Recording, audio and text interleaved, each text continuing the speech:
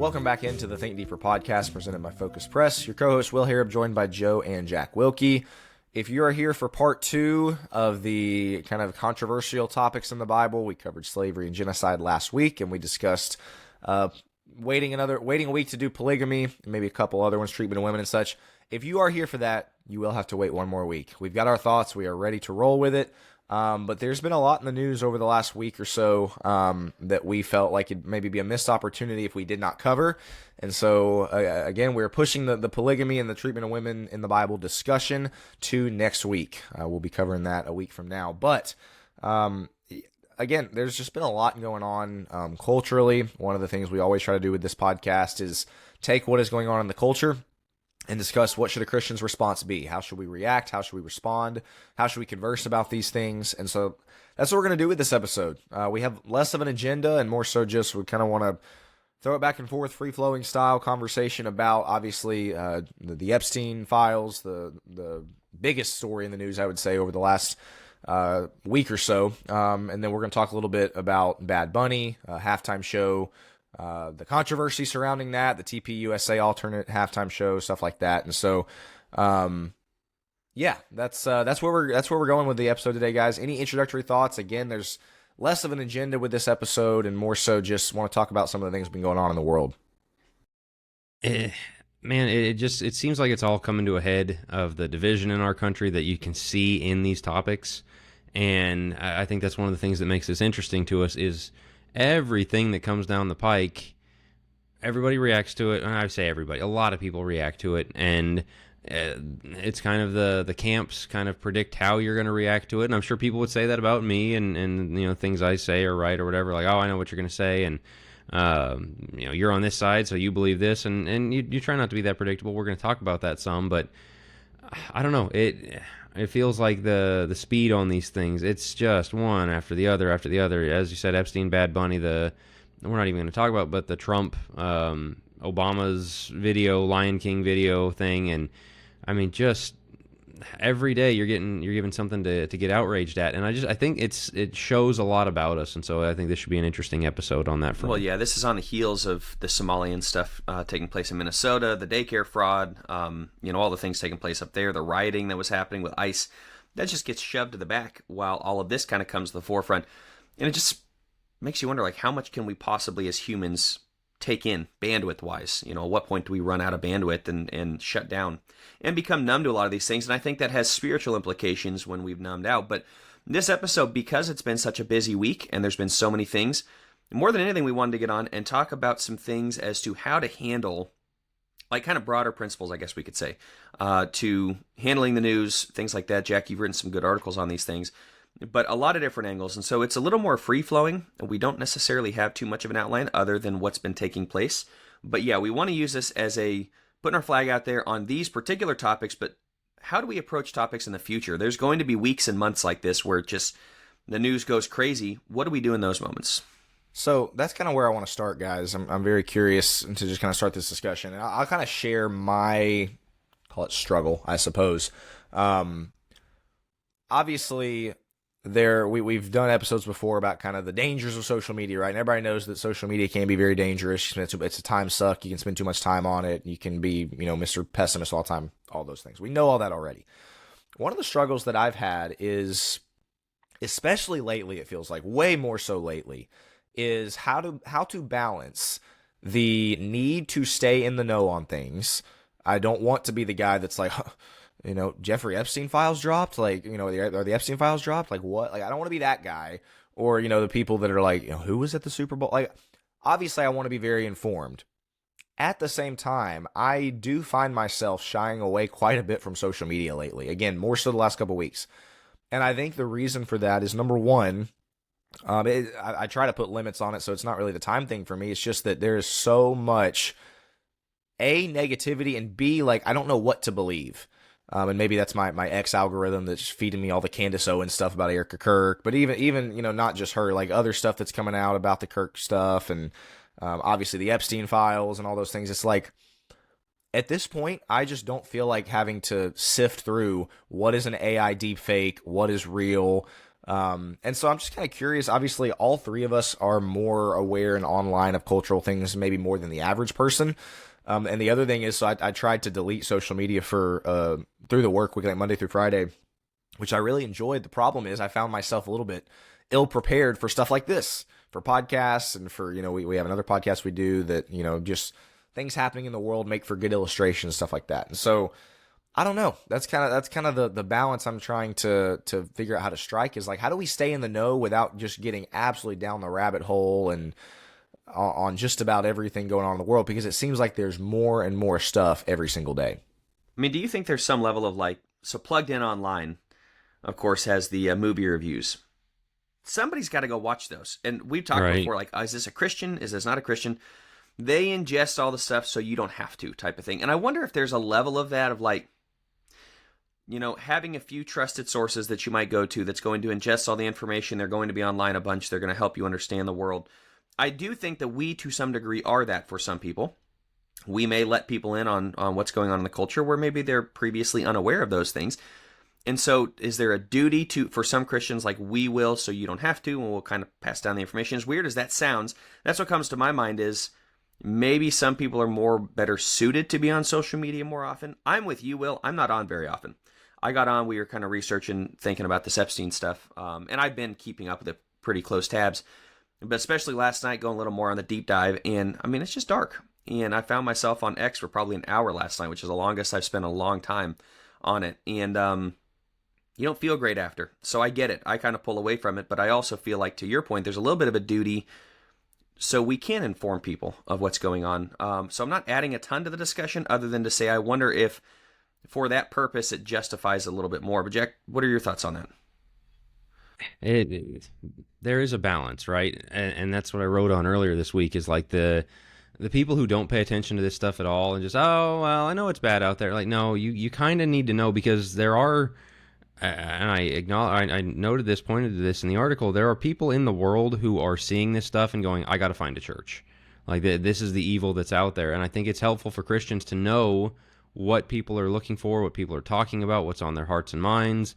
And on the other hand, as you said, you spend much time on there. You're angry, you're upset, you're on edge. The anxiety rises. It's learned helplessness, because you can't do anything about it. But man, you're just looking at all this evil, and so there definitely is a balance there. And so it's one of those, as you guys kind of said, having a few resources you can look at from time to time, or just short update podcasts or YouTube personality, somebody that you're not just giving your brain to them, but you kind of trust them to put some stories in front of you, and check in with that, check back out. The less time I spend on that site, the better in general, but I still do need to stay informed, want to stay informed on things. And so it's difficult. It's not like it used to be, where you get the newspaper in the morning and you'd have the news and that was about it. And it was the same news that your neighbor was reading and the people down the street. Yeah. Right. And even if you knew there was a bias, you knew what it was and knew how to counter, to weigh against it. Like, all right,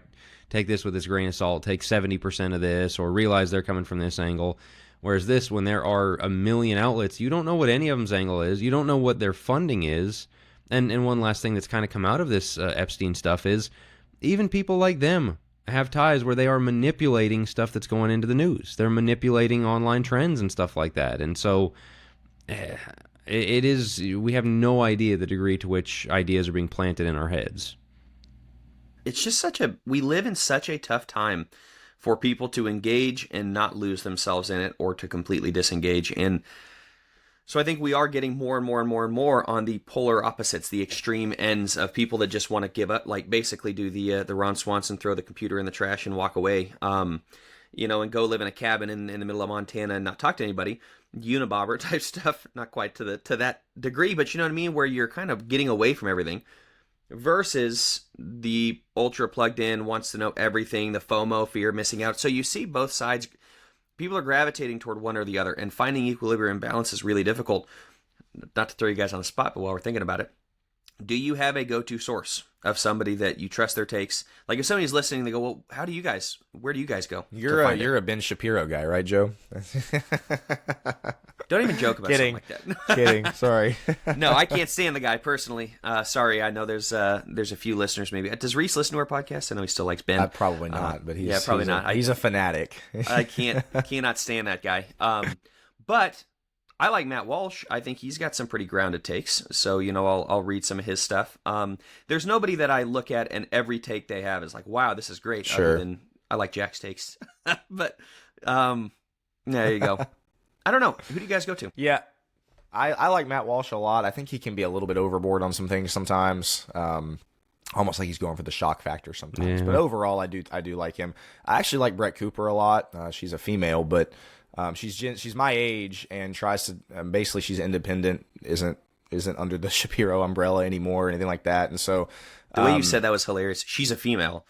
If you can get around that part. Well, then just because the name Brett, I know. But it is weird. But I like her stuff, the way that kind of she reacts to certain things. Other than that, man, like it is kind of crazy. I don't really do Shapiro anymore. Certainly don't do Candace Owens anymore. So yeah, not very many others from as far as a YouTube video perspective. There's some X accounts and stuff that maybe are a little bit better, but I'm curious, Jack, what your thoughts are. Yeah, I hesitate to say any names because I do try to aggregate because fair. This guy's going to be pushing you this way, this guy's going to be pushing you that way, and so you've got to kind of take 5 or 6 of them and like try and meet in the middle, parse out, all right, this guy's coming with this, buy it, like Tucker Carlson, I like some of the things he says, some of the other things like, you're an idiot, like what are you talking about, and so that's one of those, like, you keep tabs on what he's saying, but I'm not like, all right, Tucker's saying it, it's gospel, that's and that's just one example. Matt Walsh, Michael Knowles seems to do some good stuff, and so these are all conservative commentators, but they can you kind of more than anything, you're not just taking their takes, but the things they are talking about are the things that people probably care about, and so that's a way to kind of help with those things to some degree. The other thing is what are their values, right? I mean, you think about Matt Walsh, for instance.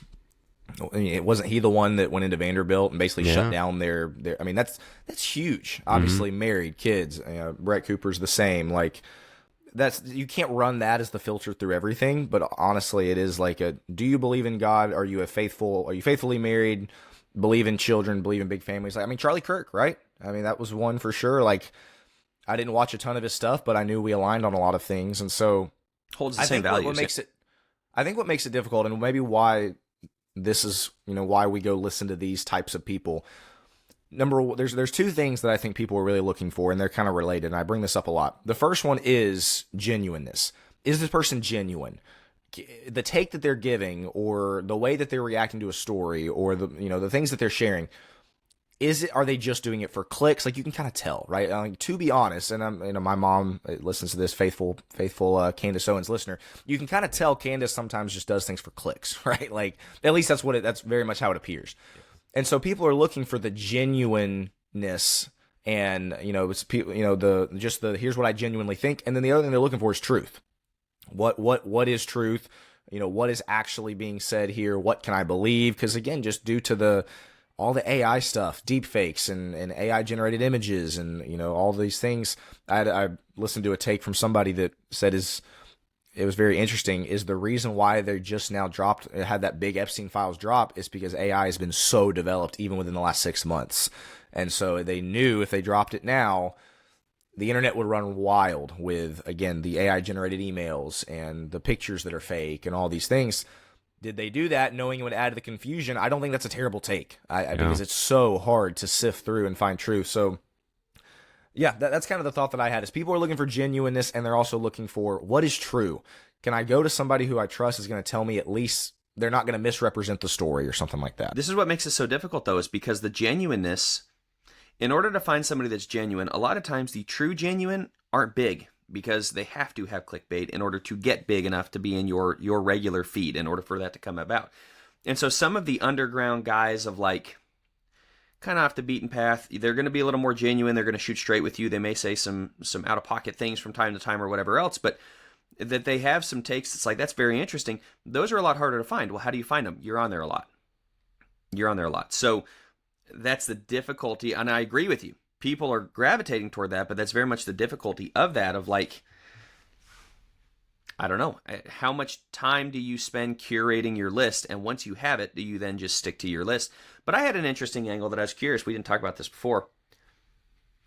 I think I've kicked this around, maybe Jack, with you before. What are your thoughts on keeping our wives from ingesting too much news?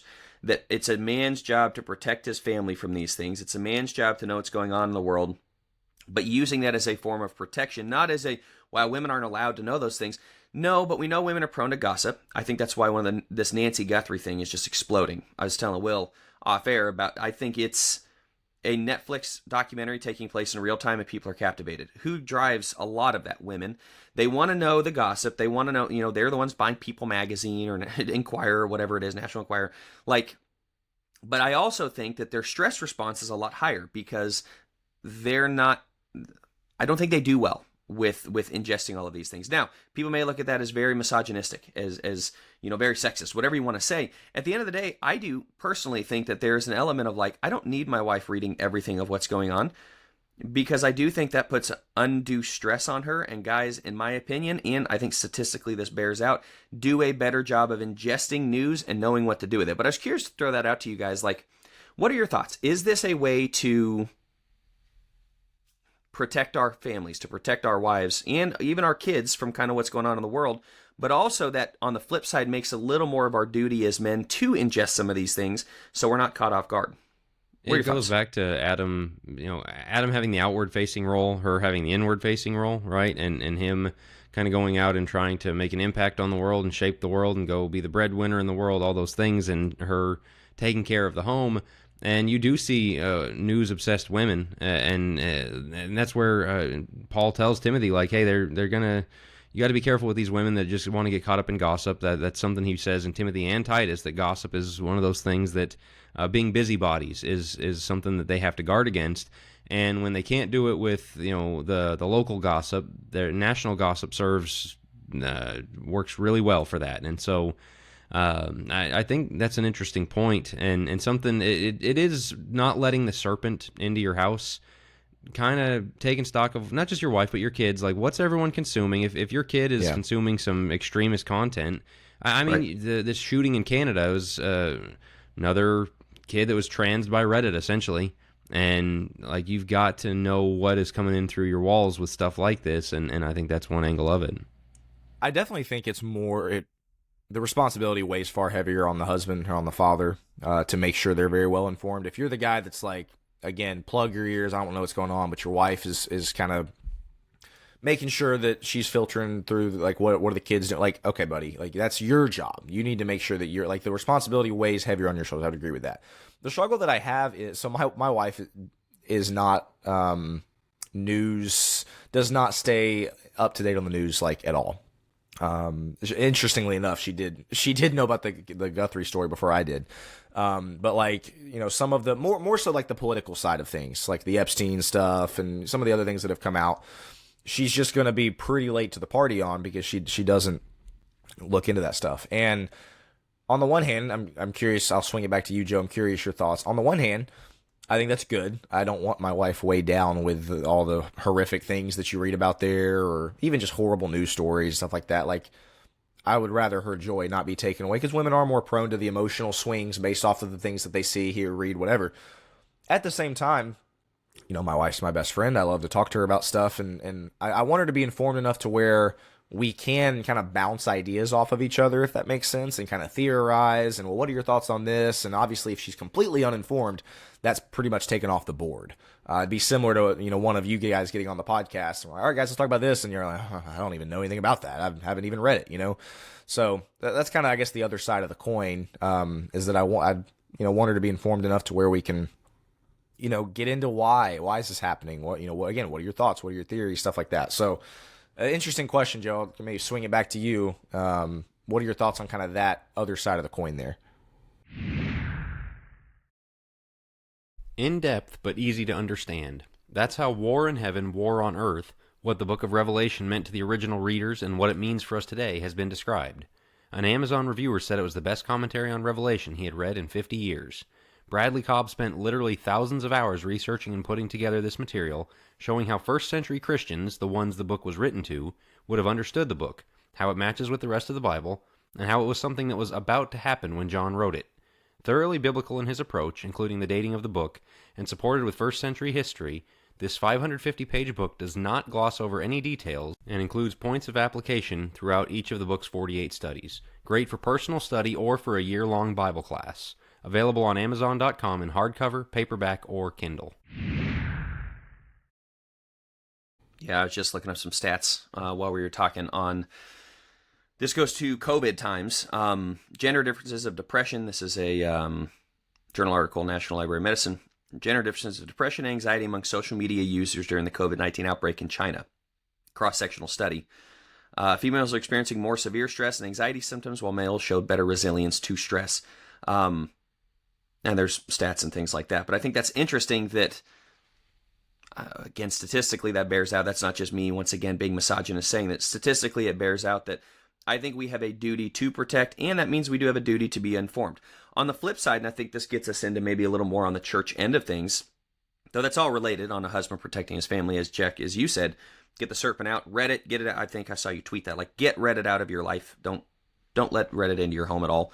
It's horrible, horrible. But I think the man being informed, we also know a lot of guys that can tell you everything of what's going on in the news. Their X feed is boom, boom, boom, boom. I mean, they're on there every single day. But if you ask them to quote a scripture, if you ask them to, say a prayer, if you ask them to get up and say something, everything runs through a political perspective and everything runs through modern events. And I think that can be dangerous as well. We want to be men who are grounded in God's word. We're aware of how these things affect us in the day-to-day life, but we're not letting that sway us. And we're not letting those constant news barrages sway us one side or the other. And we have more talking points other than the newest news item of the week.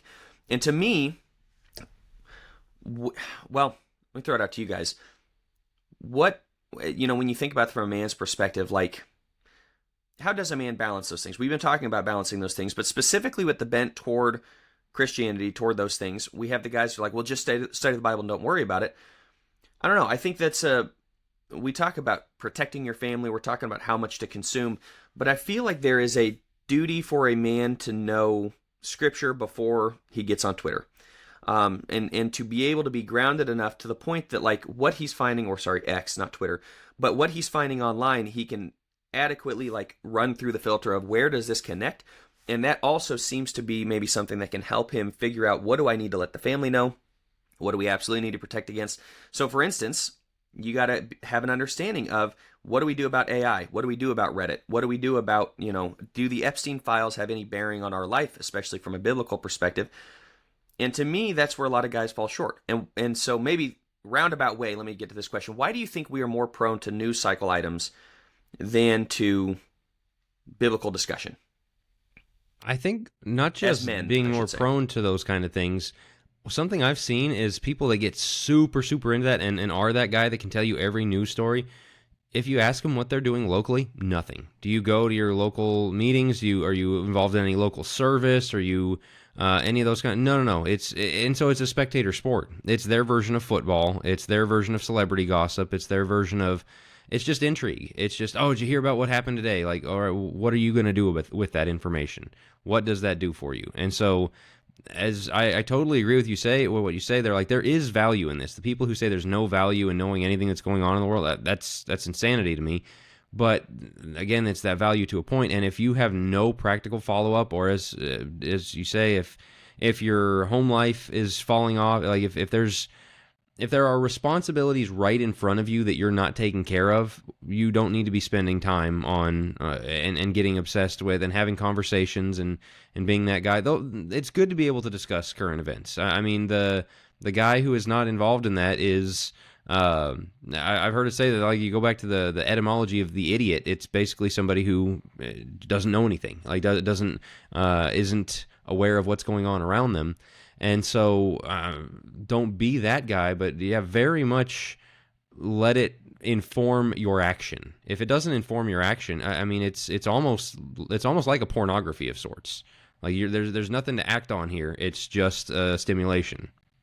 That's a very interesting point, the spectator sport angle, because I see guys like, I hate to make everything generational, but like Gen Xers and Boomers primarily, like, I don't watch sports. I can't stand sports. Like, yeah, and you spend 3 hours a day with your political sport, right? Again, like reading everything, watching YouTube videos and, Fox News, whatever it is, like, buddy, it's the same thing, just, maybe a little bit more relevance. But to your point, Jack, like, are you doing anything about it? Well, no, not really. And so my thought on this was a take that I was sharing before we started the episode, which is I do think there are a lot of specifically older guys who need to spend way less time, personally. The time that they are spending going down the rabbit hole, even chasing conspiracy theories, I know you guys are a little bit more in the conspiracy theory realm than I am. They're not theories.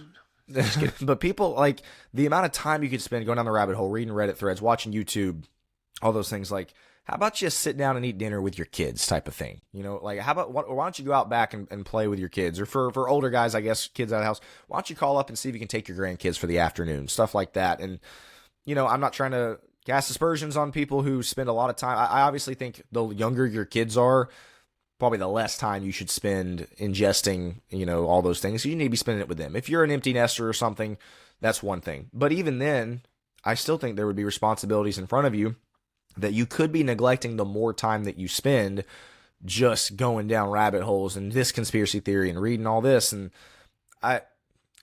I do think it is kind of it comes down to what reason do you have for doing it? Are you doing it so that are you an elder and you are really trying to stay very well informed of what's going on? What are people dealing with? Well, that's one thing, right? That's different. Are you somebody who literally it's your form of entertainment is to just kind of scroll and read and YouTube, like, then that probably needs to be regulated a little bit better. And so I hate to say it kind of depends on the situation, but it really does. I do think for the most part, and I'll speak generally here, I think people probably should spend a little bit less time than what they actually, or than what they currently do, and more time again, coming up with dinner conversations for their family at the dinner table, or again making sure that they're making time for their children, or planning a special evening with their wife or whatever it is. Like, I just feel like for the most part, we could spend a little bit less time on social media. I'm becoming more and more anti-social media by the day, essentially. And I think a lot of it is just due to the neglect of the family, how it divides everybody. Everybody's on their screens. Like, I just don't like that. I think the two things that I'm hearing from both of you is grounding and purpose are kind of the two things. Be grounded in reality and grounded locally, right? Be grounded with your family, be grounded with your local community, be doing stuff. And then the purpose of it, you have to have a strong purpose. If it's mindless entertainment, yes. If it's the sporting event type thing, and I'm not saying there's not frivolity. What's the purpose of me watching hockey? Like, yeah, there's an enjoyment element, but if all I was doing was watching hockey 3-4 hours a day instead of the other things, that comes back to being grounded in reality. But the purpose is to equip your family. It is to know how should we think about this modern thing through a biblical lens and have an understanding of it. And Jack, to your point, it ought to drive action. So to me, the grounding and the purpose is kind of what we're getting at here, especially from man's perspective, but this goes for women as well. What is the purpose of me being on X for 2 hours a day, if that was the case? Like, am I gaining something? Is this helping me be better in my local community? Is this helping me be a better father? And then the other part of this is that, man, my X feed is actually fantastic. Like, I've curated a pretty good one. I get a lot of fatherhood material. I get a lot of just really good material in general, a lot of masculinity and things like that. So it's gym-related stuff. Yes, godly men, but also actually, gym-related stuff. And it's a lot of masculine-related stuff, and then some political things, and obviously some Christian stuff. And so it's a pretty good curation. Do you know how many things I've bookmarked that I've never come back to? Yeah. I mean, it's really good stuff, but it's like, oh, this could change everything. Don't have time right now. Yeah, correct. And then I move on, and then I move on, and then I move on. And so I have bookmarks, probably 100 different bookmarks of things that would be really good if I stopped and applied it. And it's like, if I just stopped, instead of bookmarking all of these things and stopped scrolling past all this great advice and actually just took one of those and worked on it throughout the week or month, my life would drastically improve. But we get addicted, Jack. This kind of goes to your mental pornography point. There is, I don't know if we want to use the word, but that is a phrase, mental self-pleasuring, basically. Mm-hmm. That goes along with, we have the appearance of growing because we're ingesting all of this information. But we're never actually growing. But we're never actually doing it. We don't actually sit down and go, okay, I'm going to apply boom, boom, boom, boom. We don't have accountability surrounding these things. All the things we discuss on, yes, the gym podcast, but also on this. But it feels productive because it feels very productive. Yeah. So and there's a reason at the end of Ecclesiastes, Solomon says, like it wears you out. The books are endless. Like, you can read a million books, but you're just going to get worn out at a certain point. Like, there's a limit to how much It's the kind of diminishing returns thing. I'm not quoting it directly, but referencing that's what he says in exactly it. Ecclesiastes. So let me ask you this: how does that apply spiritually for us? For us in the church, taking that concept, what does that tangibly mean? Because I'll say mine. I'm curious to get your thoughts. I mean, what that gets me thinking about is, first off, a deep dive Bible study, I think, will beat just a cursory glance of the text. I'm reading through the Bible. That's fantastic. There are nights I'm really tired, and it's like, did I fully understand what I was reading? Not necessarily, but I ingested it, right? I got it. I think doing more of a deep dive study, but from an evangelism point of view, I also think about that, of like, sometimes just focusing on one person. Rather than praying for 100 people, focus on one person, and focus on being in their lives consistently. It's a consistency and will, to go back to your point, the genuineness that really wins people over, rather than the cookie cutter approach. I don't want to, again, to use your phrase, cast aspersions on anybody, but there is a church-wide program that a lot of churches use that to me feels forced, feels a little bit, it does not feel genuine to me. So we went to a congregation recently. I don't even know if we have listeners from this congregation. Very, kind people. We've gotten, I kid you not, I bet you we've gotten 24 cards in the mail. But they're all the same thing. And it's just part of their monthly rotation of trying to bring people in. And it's like, we cast a huge net, but there were very few actually. It was a friendly congregation as a whole, but very, very few actually came up and talked to us. You can tell they're talking to one another and things like that. But okay, so we got 24, 25 cards in the mail, but we didn't get that. And to me, that's kind of the same thing of, we can trick ourselves into thinking we're friendly because we have these programs, or we can trick ourselves into thinking that we're evangelistic because we're praying for 100 people. But are we getting down on the individual level and really engaging on that the same way that I can have 100 tabs or 100 bookmarks on X, but am I really focusing on just doing one in my life? I think I love the idea of doing this, but do I actually love the action of it? Does that make sense? Sorry, it does. I'm going on and on right now, but I'm just curious. No, it Essentially, does. if you're I drinking think, from a fire hose, you're probably not going to get anything at all. Correct. Yes, maybe that's exactly the way it's. Yeah. Yeah, I mean, I think honestly, it just comes down to the question of what are you doing? Like, what specifically are you doing? And to your point, Joe, like just reading, reading a financial help book, how to get better financially. You're not actually doing anything. You haven't started budgeting. You haven't started investing. Like, you're just reading at that point. So ask them, what are you doing from an evangelism standpoint, applying to the church? Like, how many non-Christians are you actively talking to or engaged in a Bible study with or inviting to your home or, whatever it may be, as opposed to, as you said, and obviously it's important to pray for those opportunities and things. Like, we're not saying that that's something that's bad. Like, what are you doing specifically? Are you taking those opportunities? To, I give money to the church and the church uses it for this evangelism program or whatever it is. One other, sorry, not to Jack, I'm sure you got a thought on that. I want to bring something in that I was bringing up a second ago because it relates to evangelism. I was bringing it in off air. Is there value to less social media promoting of your thoughts and in favor of more face-to-face, promoting of your thoughts? So the example that I give, let's say I got somebody at work and there's, all this stuff going on, Epstein, the halftime show, all these things, right? Or fill in the blank political thing. And I'm somebody who posts 3-4 times a day on Facebook or whatever it is. And I'm just giving my thoughts about why I hated the halftime show or why, whatever. Again, that's just kind of the most prominent recent thing. The guy at work, from an evangelism perspective, he can just look up my Facebook, and let's say he comes from a different perspective. He's going to be immediately turned off. Oh, we disagree. Okay, here's where this guy stands, right? As opposed to, I don't post about, or maybe I do every now and then, but like, I'm not posting my every last thought on every single controversial thing. I work with this guy, and he asks me over coffee or over the lunch table or lunch break or whatever, hey, what are your thoughts on this?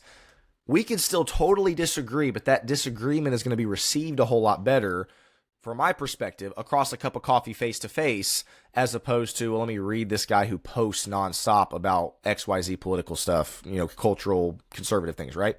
So I guess my point in that is I do think there is value in maybe not posting 24/7 about everything, mainly from an evangelism perspective, I guess this would more so apply to people who, you work with a lot of non-Christians or whatever, in favor of people asking you in person at work or whatever it is, hey, what are your thoughts on this that's going on right now? And again, even if you still totally disagree with them, I just feel like that disagreement is going to be more well received. From personal experience, like I have a lot of people that ask me my thoughts. I don't go volunteer them. If they ask me, I'll share. It's the same guy. It's the same type of thing of where, like, if you're always the guy that just is immediately telling everybody, well, I did this weekend and I had this much fun and this is what I like. At the end of the day, like, nobody cares, right? You're not fun to be around because you're just volunteering that. Versus, hey, Joe, how was your weekend? What'd you do? Okay, well then you can share.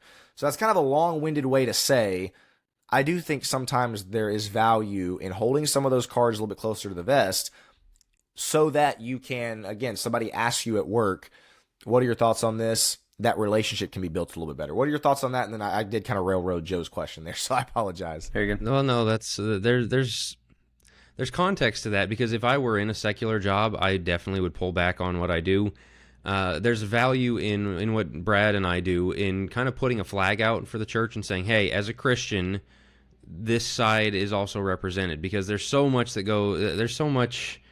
I don't know, stuff that I feel like the dominant side or the dominant narrative sometimes in from the Christians I see postings like, no, this is terrible, and somebody needs to be out on this other side of it, and that's where we get people's thanks of like, yeah, I'm glad you said this, that, or the other thing, and kind of represent it. In fact, I had that recently where I nagged the Christian Chronicle for so long about their bias in one direction. They asked me to write something from the other direction, which was nice of them. I wasn't promoting myself and saying, hey, pick me, just saying, hey, this other side. And so, like, I think there's some value in that with internally. Externally, I think you're exactly right. But even internally, we don't have to react to every last thing.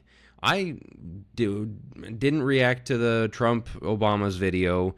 I wasn't going to react to the halftime show. I didn't react to the halftime show. I reacted to all the people posting about the halftime show, trying to own all the, like, oh, this is a beautiful sign of immigration. Like, that guy said some horrible things up there. Just because you don't understand it doesn't mean it's okay, like, that's, but even that, it's like, you're getting sucked in.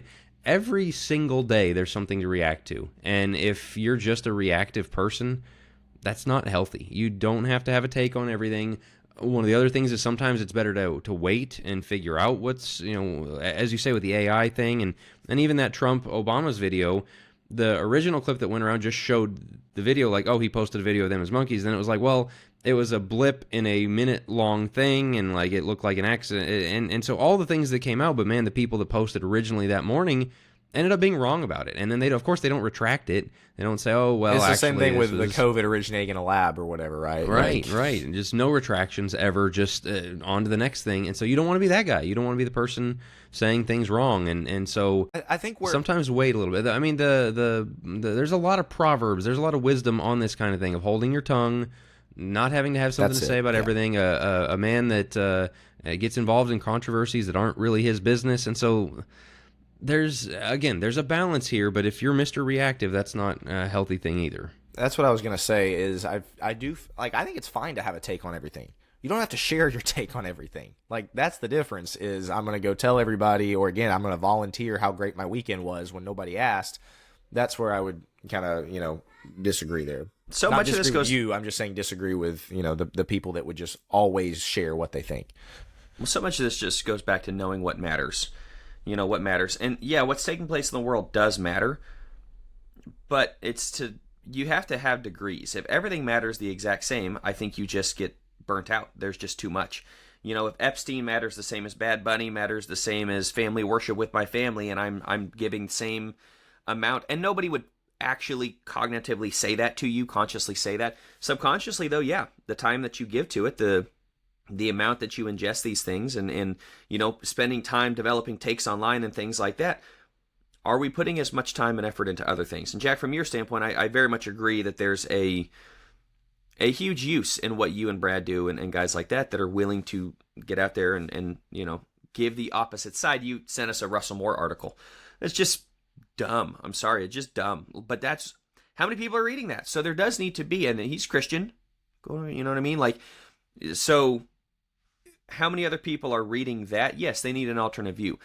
On the other point, though, when you talk about the reactivity, I think it's important to be proactive. And that, to me, is where you have this understanding of what does matter to you, what's most important in your life, and can I be proactive in those areas? And I think you'll find social media goes way down the list just naturally when you're taking care of everything else that's supposed to matter, to the point that, yes, there's still room in your life, but I think that part gets figured out the more the other things are prioritized. So if you have eaten, around the family dinner table, and your job, you're doing the best you can at your job, you're getting your own personal Bible study in, you're spending time with your wife and your kids, you're doing family worship, all of these other things we very much push for and try to emulate in our own lives and do consistently.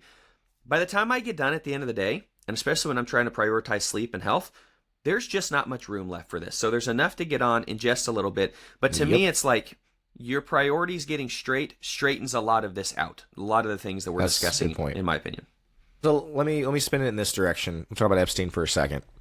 One of the angles of this is, first of all, the whole file drop. It's so convoluted. But what sticks out to me about this is you can have people on 3 or 4 completely different sides of the aisle, all saying, "See, this confirms what I was saying."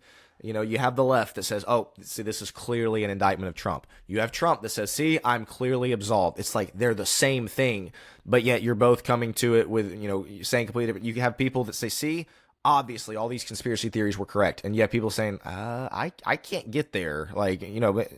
And so that's what makes a lot of this difficult. And just to use the Epstein files as kind of our example here, but this applies to a lot of stuff. You can look at it and be looking at the exact same news story, and 2 sides will be completely opposed and say, "See, this proves," like the Renee, whatever her last name was, that story. That one comes to mind. Again, same exact thing, where 2 opposed sides both use that story to say, "See, we're clearly right here." And what makes it difficult from a young person's perspective who kind of just doesn't trust what he reads, doesn't really trust the news, is I see people who basically will open up a story like that or look at a story and say, "Okay, what are the 2 sides? Which side do I more, in the sense of, like, if I'm conservative, what is Matt Walsh saying about this? That's which side I'll go with." Or what is, I don't even know, a leftist, what is Keith Olbermann saying about it? Whatever it is. Versus, let me look at it myself and think for myself. What are the conclusions that I come to? There's not really much of that. It's more so, what are the 2 opposed sides saying, and which side am I going to join? And so that's what makes a lot of this difficult as well, I think, for Christians. Hey guys, Jack here. I'm excited to tell you about my new book, You Are Saved, The Christian's Assurance.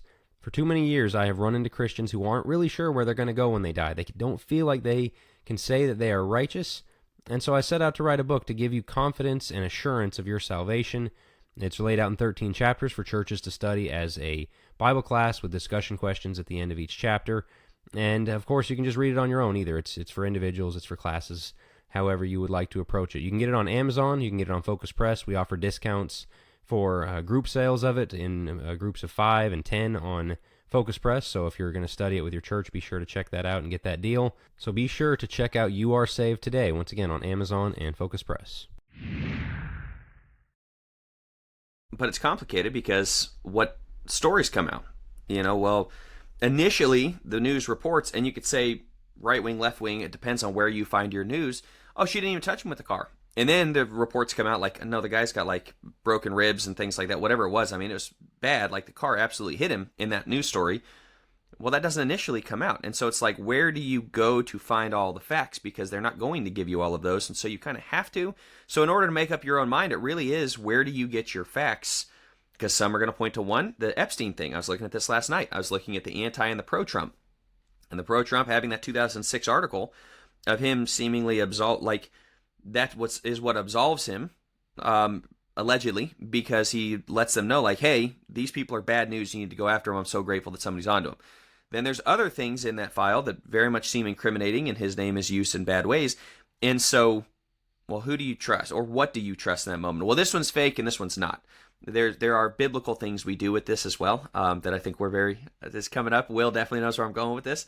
Every single time that it's mentioned, it's like, well, that's the bad one, and this is the good one. Like, it doesn't work that way, But it's really difficult to parse out. So I think a lot of times what ends up happening is people get down the rabbit hole and you finally go, okay, then nothing matters, and you pull away from all of it completely, which is where a lot of people are getting to. I'm really shocked, Jack, you put out that poll on your Facebook.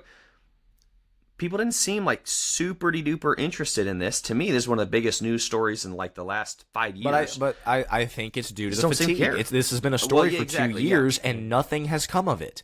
And so at this, I'm one of them. It's like I'm just going to throw up my hands at this point. Like nothing's ever going to happen. There's never, even with this big drop, what has come out that has been concrete? Yeah, nobody's getting arrested from it. Still a bunch of speculation. It's still, and again, what take do you Trump's have? Right, exactly. So that's why I think people aren't interested. Like I'll defend the people who aren't very interested. It's like, man, this has been a story for 3 years and nothing has come of it. Yeah. So, there is the kind of two sides of the truth angle of this, and then there's the so what good does it do you angle. So let's stick on the two sides of the truth angle, and this is there's your side, my side, and the truth. And there's always that case a little bit, but there is going to be, it's going to shade one more than the other, your side or my side. One of us is a little bit more in touch with reality, and I mean, just genuinely, we've got so much evidence right now that reality is more in touch with the right side than the left. You go back to COVID, all the things that were lied about, all what they call gaslighting, of just telling you you're not seeing what you're seeing and making things up and stand 6 feet apart. Well, why do we do that? Well, I don't know. Just we're, and so you go from that and just a million other things. As you say, though, well, she didn't hit him with the car. Well, then the video comes out. Okay, well, she did, and okay, why do you keep lying? And so, but that doesn't mean the other side is immune to untruths. I've seen so much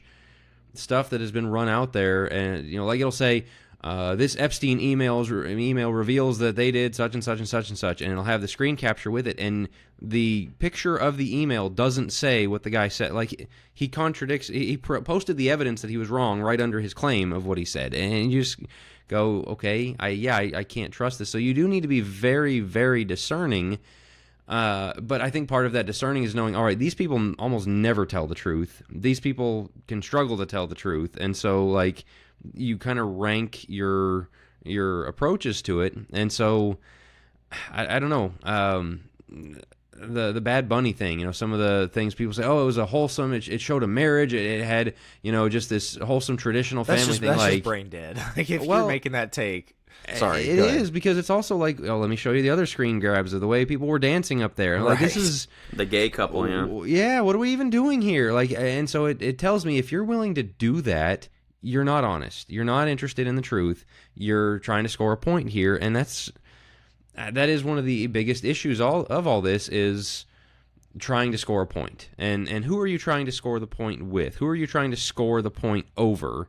And it's always the other guy, and the people that came out defending, oh, this is just a beautiful picture of the love of all people, and that the banner or whatever. The banner. The only thing more powerful than love is hate. Like, okay, but what do you mean Vice practically versa, by yes. that? Yeah, sorry, more powerful than hate is love. But that's great. Freudian slip. But I guess to sum all this up is kind of like, what makes a person jump to those sides and not have the discernment to go, okay, let me hit the brakes and just step back for a second. Again, don't react immediately, and you're going to save yourself a lot of stupidity. Because it's hard. I mean, it's hard to take in all of the evidence, and it shuts you down very quickly, because by the time you take in all of the Epstein evidence, the Bad Bunny thing, it's already moved on. It's the nature of the news. There's more value in being first than being truthful in a lot of these times, correct. Unfortunately. Because you spent, let's say, 15 hours combing through Epstein, you go, this is my take. Nobody cares, because there's a billion other people talking about it who got there first, who have a catchier title than you, or whatever it is, and so you may be absolutely right. And next week we'll move on to the next news story, and it'll be Nancy Guthrie, and next week it'll be something else, and the next week it'll be something else. And so you can spend all your time getting these rock-hard takes. Like, I've done the research, I've looked at all the evidence. That's the very difficult thing, so we have to be very good at being discerning very quickly. But that takes time as well to get discerning pretty quickly. But the more we talk about it, the more it's like, I understand why people shut down. I do understand. Yeah. As you said, I know that's a different discussion here, Jack, but I see why it would shut people down, because it is very difficult to spend the time enough that it would take to see both sides and make have a discerning eye toward it. Sorry, Will. Well, What were you going to say? so to that, Joe, this ties in, I feel like, to what Jack is saying. You had the 2 halftime shows, right? You had Bad Bunny, and then you had the Turning Point USA one. I'll put Joe. You've been putting this on the spot all episode. Joe, I'll put you on the spot. Was the Turning Point USA halftime show a good idea? No. No. See, because that's absolutely my take, and yet to the Jack's let's score a point thing, it very much was, and I thought it was really cool. I was talking to somebody at work who they were watching. Of course, that's what everybody's talking about, Super Bowl and then the halftime show, and they were like, honestly, we didn't watch either one. We just chose to worship for those 20 minutes instead of watching the halftime show. Like, just, sing praises to God or whatever. It's like, that's really cool. But you had so many people that were rushing to, I think the Turning Point halftime show was just a terrible idea, personally. I think it sets it up to Stupid. basically, I thought it was pretty cringeworthy. I thought it was like, this is just a kind of, you're putting conservatives in a pretty bad light by trotting up these kind of washed up performers just to try to score a political point, just to we're conservative, we're right wing, we're not going to listen. I was as opposed to the Bad Bunny performance. I didn't watch it. I'm opposed to it. It was in Spanish, for goodness sakes. Like, it's ridiculous. Don't watch it then. Turn it off, whatever it is. Because again, my other take is, let's not pretend like previous halftime shows have been great. They've been terrible for decades. And so it's never worth watching. Yeah, right, exactly. And so I guess my point is, to piggyback on Jack, we were so quick. People want to score points so bad. Well, I watched the Turning Point halftime show. It's like, I'm going to look at it and say they both were really, really bad ideas. Sure, maybe one was less bad idea than the other, but like Kid Rock is your headliner. If you've read some of his lyrics, he's, his moral character. And so this is where I feel like people on the right and just in general, sometimes we can miss the mark is, let's try to score a point by going to this side when that side ain't great either. And no, they're not equal. I'm not trying to both sides it. My point is, I think you should be able to look at it and say, okay, I think both were really, really bad ideas and go from there. But it seemed like a lot of people, to Jack's point, that were in support of the Bad Bunny one just to try to score a political point. Like, I'm one of those loving Christians that accepts immigrants. Like, did you read the lyrics in English of what he was saying? Did you, again, watch some of the performance? Like, it was just, to me, it was a bad night for America all the way around. Conceptually, I like the idea of an alternative one because there is no counterculture. Like, Christian counterculture has been Veggie Tales and Left Behind and God's Not Dead. And so, like, having that, but it's like, but that's not Christian counterculture when you get Kid Rock. And so that's, like, conceptually, the idea that they wanted to say, hey, we'll offer you a wholesome alternative, but then they didn't do that. And so that's even worse. And so, but yeah, that it is reactive, that it is scoring a point, that it is taking sides. I will say this. I saw a lot of people performatively rush out and go, oh, the Bad Bunny thing was great. In fact, I saw a guy basically praising it, and I celebrate with all my Latino brethren what this means for you. And then later in the day, he took that post down and was like, I didn't realize what he said.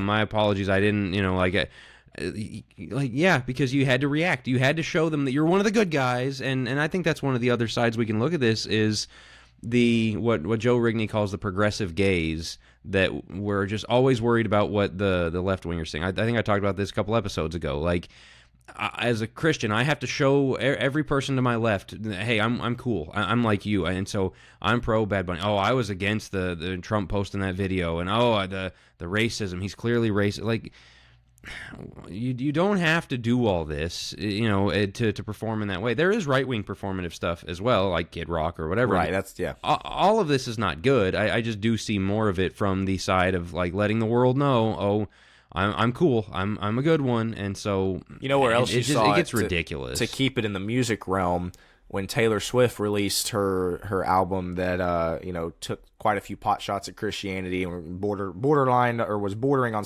being sacrilegious, how many Christians, even ministers, were like, it's such a shame that the church has brought people like Taylor Swift to this conclusion. That's our fault. Yeah, it is our fault. Yeah. Sorry, Joe. I'm sure you got some thoughts. No, you're good. Jack posted something, reposted a guy's thoughts the other day that I thought was really good. Who are you afraid of disappointing?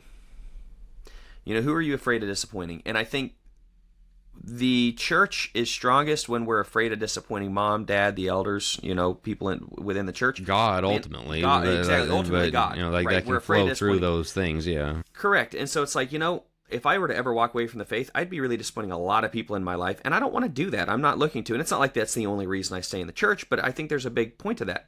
this goes to your point, Jack, on we're really, I don't want to disappoint my atheist buddies. I don't want to disappoint my LGBTQ friends. I don't want to, like, when did that become the worry here? And I do think that public school plays a big part. We'll take as many pot shots at public school as we possibly can. I think that plays a big part in, like, I don't want to let my buddies down, everybody that sees me here. I don't want to let my teachers down. I don't want to, and so it removes the focal point being the home and being your relationship with God, and it moves it to other people. And I think you grow up and you get on social media, guess who we're afraid of disappointing? I don't want to disappoint the world. I don't want, my coworkers to think I'm X, Y, and Z. I don't want I got a gay buddy on my Facebook and I just think he's going to, get really upset at this. Therefore, I'm not going to say anything about anything else because it might offend them. And so we're really afraid of disappointing. I don't know. I think that's pretty weak when we have people that are, again, they're quick to rush out to a take. They take a baseball bat to Christianity. If a person is pro-Christian, it's like, hey, all right, we tried them out. And if they're anti-Christian, well, the church needs to do better, to the Taylor Swift point. Like, at what point do we recognize that bashing the body of Christ and trying to win points with the world is a really bad idea? And that just seems like what takes place with all of these news stories is you see a lot of Christians that are quick to run to bashing Trump because that's what's in vogue. Quick to, standing up for Bad Bunny, standing up for immigration, and, hey, we hate ICE, and what they're doing and all these things. Like, why? And it goes back to, who are you afraid of disappointing? So, I don't know. I think it's a question everybody needs to be asking themselves. I thought it was a really good point, Jack, when you reposted it. But, fellas, we're about 54 minutes in. I don't know. I don't know if we've rambled. I don't know how everybody feels about, if they're still with us, if you're still here, thank you. I know we're kicking around a lot of different ideas, taking different angles on the media and things like that. But as far as it goes with the church, I think the ingesting of a lot of this information, it comes so fast that people just get used to in one ear and out the other. And so if I were going to say anything else, I don't know if there's other things you guys want to get into, but as I was thinking about it, like, it really does boil down to, you got to get your priorities straight, as we talked about. We talked about grounding, we talked about purpose, knowing what you're all about. But I also think that genuineness and consistency matters. Showing up consistently, especially to the people in your life, things like that. Because so much of this is just in one ear and out the other, and it shows up, and week by week there's something new to be enraged about. I'd say find the things that matter to you. Let those drive your emotional locus. Your whatever you want to say, locus of control. Like, let those drive your emotions more than anything else. My family should drive my emotions, and my relationship with God and my relationship with the church family and things like that. Not every news event that takes place. So I do think it's important to be informed. And so for those that are saying, well, why be informed about any of this stuff because it all stinks? I think it's important to be informed of what's going on in the world, because those that aren't often are the ones that are duped. Those that go along easy. What happened? Kind of their kids are on TikTok, right? Correct. Your kids want to know, so you do need to be able to be in the know. On the other hand, man, if that's where you're finding all your time going, if that's where you're finding your mental energy, your emotional energy, all through that filter, take a step back, get very local, think about your home, look around your home and go, man, what am I controlling in my life? Very much the Jordan Peterson, like, hey, make your own bed, clean your own room before you go try to change the world. I'd say make sure your house is in order before you jump on social media and try to get everybody else's house in order, in my opinion. So, I don't know, fellas, any other thoughts? I think you summed it up well. I'll let Jack wrap us up here. I think my thoughts boil down to quit trying to just don't be performative. Like, and that goes for either side. To Jack's point, like, if you're just trying to be, the guy that, stands with the world and is, turns your back to, slightly turns your back to Christianity so that you can kind of buddy up to the world again with Bad Bunny or whatever. There's been so many. The ICE thing is a great example. Like, a lot of that's really performative, and people can just tell, right? You're trying to be loving and not really take a stand. Obviously on the other side, I think you can do that as well, like with social media takes or whatever. Like, just don't be performative with it would be my take. And I love what you said, Joe, about, like, is your house in order? Are your kids? I mean, we just had a great, we did a Think Deeper seminar, Leoma Church of Christ. Shout out to them. Appreciate them having us out. It was a great time. It was a men's day. Really good. One of the points we made within that was, like, not only should you have a kind of Bible study, Bible knowledge type of plan, if you're a dad, you need to know what your kids are reading as well. And you need to be directing that for them as well. And so, if those things aren't in order, you need to really pipe down on social media and maybe read a little bit less. Obviously, if things are going great, sure, maybe that's where you engage a little bit more. Maybe you teach Bible class and you want to bring some of these things in. That's one thing. But those are, Joe, you wrapped it up really well. Those would be the thoughts I contribute to it. Yeah, that's good stuff. I'll close with the political cost of this kind of stuff. The evangelistic cost of political stuff. That's one of the biggest reasons people say I just don't pay attention at all because it keeps me away from people. I don't know that that's as true as people think it is. I think that being on the right side of certain things it puts a flag out to truth seekers. It puts a flag out to people who are like, man, there is evil in this world, and I want to know how to combat it and things like that. And so this idea of, man, we've just got to shut up about everything, but you need to be careful. You need to be careful not to be saying things that are false. As Will said, you don't need to be performative. People can tell when it's fake. People can tell when it's self-serving. People can tell somebody who's just reactive and unstable. Stability goes a long way, and you can react to things in the world today and be stable and just have your head on straight and be somebody who's interested in truth, and that is a beacon to those who are seeking truth. That is something that you will reach those in the world around you. And so be selective with it. Be careful about what you do, but I think there is value in being informed, knowing what's going on. As I wrote recently, John the Baptist knew about Herod's marriage. Jesus commented on some social issues of his day. Paul was very much in tune with the world around him. Be in tune with the world around you within reason. Be careful about what you're spreading, about what you're deep diving into. As these guys said, focus on the local, get things done around you. Make sure you're grounded in your relationship with God. And as we just engage, right now it's Epstein and Bad Bunny and things like that. It's going to be something else by the time this episode comes out.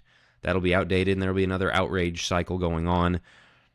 Just take stock. Just take stock of where you stand with it. So we're going to close right there. We appreciate everyone for listening. If you're watching on YouTube, as always, hit like, hit subscribe.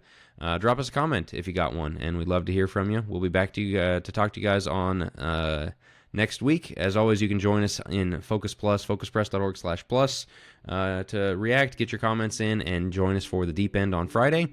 But if there's nothing else, we'll talk to you guys on the next one.